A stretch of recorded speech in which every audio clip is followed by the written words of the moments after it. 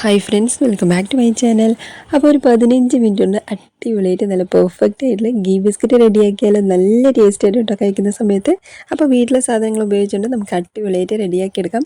അതിനായിട്ട് അരക്കപ്പ് നെയ്യ്, നമ്മൾ വീട്ടിൽ തന്നെ ഉണ്ടാക്കുന്ന നെയ്യായ കാരണം കുറച്ച് നല്ല ടേസ്റ്റ് ആയിരുന്നു കേട്ടോ. അപ്പോൾ അതിൻ്റെ ഒപ്പം തന്നെ നമ്മൾ അരക്കപ്പ് പഞ്ചസാര പൊടിയാണ് കേട്ടോ ചേർക്കുന്നത്. നന്നായിട്ട് മിക്സ് ചെയ്ത് കൊടുക്കാം. നന്നായിട്ട് മിക്സ് ചെയ്യുന്ന പറയുന്ന സമയത്ത് നല്ല കളർ ചേഞ്ച് ആകുന്ന രീതിക്ക്, കുറച്ച് തിക്കാവുന്ന രീതിക്ക്, അതായത് ഇതുപോലെയാണ് നമ്മൾ റെഡിയാക്കി എടുക്കേണ്ടത്. ഇതിന് ശേഷം ഇതിലേക്ക് 1 കപ്പ് മൈദയാണ് ചേർക്കുന്നത്. കൂടെ തന്നെ 1 ടീസ്പൂൺ ബേക്കിംഗ് പൗഡറാണ് കേട്ടോ ചേർക്കുന്നത്. ബേക്കിംഗ് സോഡയല്ല, ബേക്കിംഗ് പൗഡർ ചേർത്തിട്ട് 1/2 ടീസ്പൂൺ ഏലക്കപ്പൊടിയും കൂടി ചേർക്കുന്നുണ്ട്.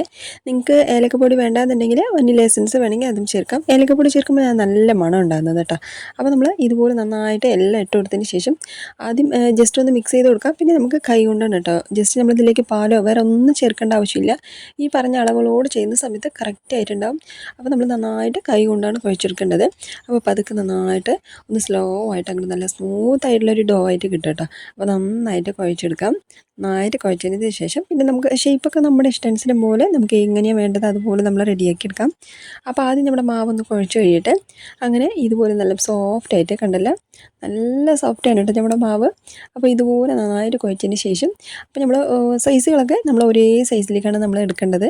അപ്പോൾ ആദ്യം ഇതുപോലെ നന്നായിട്ടൊന്ന് വിളിച്ചുകളൊന്നും ഇല്ലാത്ത രീതിക്ക് കറക്റ്റായിട്ട് കൈ കൊണ്ട് നന്നായിട്ട് ഏത് ഷേപ്പിൽ വേണ്ടത് അതുപോലെ ഒന്ന് സെറ്റ് ചെയ്ത് കൊടുക്കാം. അപ്പം ഞാൻ ചെറിയൊരു നീളത്തിലായിട്ടാണ് കേട്ടോ എടുക്കുന്നത്. അങ്ങനെ ഇതുപോലെ ചെറുതായിട്ടൊന്ന് പ്രസ് ചെയ്ത് കൊടുക്കുന്ന സമയത്ത് നമുക്ക് അരികളൊന്നും ക്രാക്കുകളൊന്നും ഇല്ലാത്ത രീതിക്ക് നല്ല സ്മൂത്ത് ആയിട്ടുണ്ടാവും കേട്ടോ. അങ്ങനെ ഇതുപോലെയാണ് റെഡിയാക്കി എടുക്കേണ്ടത്. അങ്ങനെ ഇതുപോലെ തന്നെ ബാക്കിയുള്ളതെല്ലാം ഒന്ന് റെഡിയാക്കി കഴിഞ്ഞിട്ടുണ്ട്. കൂടെ തന്നെ ഇനി നമ്മൾ ചെയ്യുന്നത് ഫ്രോക്ക് ഉണ്ടല്ലോ, അപ്പോൾ ജസ്റ്റ് ഒന്ന് ഒരു 3 ഭാഗത്ത് ഇങ്ങനെ ഉണ്ടല്ലോ, ഇതുപോലെ ഒന്ന് ജസ്റ്റ് ഒന്ന് കുത്തി കൊടുക്കാം കേട്ടോ. ഇല്ലെങ്കിൽ നമ്മൾ പ്ലെയിനായിട്ട് വിടുകയാണെങ്കിൽ പ്ലെയിനായിട്ട് വിടാം കേട്ടോ, നമ്മൾ ഇഷ്ടാനുസരണം പോലെയാണ്. അങ്ങനെ ഇതുപോലെ ഒന്ന് കുത്തി കൊടുത്തതിന് ശേഷം നമ്മളിപ്പോൾ പാത്രം ഞാൻ ഓൾറെഡി ചൂടാക്കി വെച്ചിരിക്കുകയാണ്. അപ്പോൾ നമ്മളൊരു 15 മിനിറ്റ് ആവുന്ന സമയത്ത് തുറന്ന് നോക്കി പിന്നെ ഓഫ് ചെയ്ത് കൊടുക്കാം കേട്ടോ. നമ്മൾ കളർ ചേഞ്ച് ആയിട്ടില്ല, പിന്നെ തൊടുന്ന സമയത്ത് നല്ല സോഫ്റ്റ് ആയിട്ടുണ്ടാകുന്നു പറഞ്ഞിട്ട് വീണ്ടും ചൂടാക്കേണ്ട ആവശ്യമില്ല.